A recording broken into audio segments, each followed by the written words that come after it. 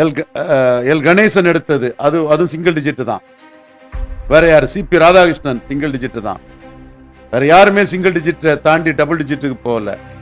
Double டிஜிட்டுக்கு போன முதல் தலைவர் அண்ணாமலை. குறுகிய காலத்தில் அந்த ஒரு ஓட் பர்சன்டேஜ் கண்டிப்பா ஷார்ட் பீரியட்ல அதை சாதிச்சுட்டாரு.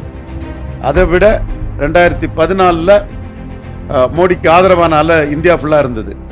2024 அதுல கொஞ்சம் பின்னடைவு, சில இடங்கள்ல ஏறி போச்சு, சில இடங்கள்ல பின்னடைவு இருந்தது.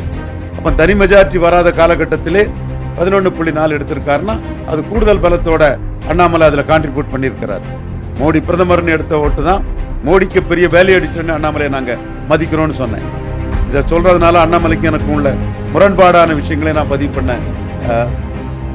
தவற மாட்டேன். அப்பதான் என்னோட நடுநிலையும் நேர்மையும் இருக்கும்.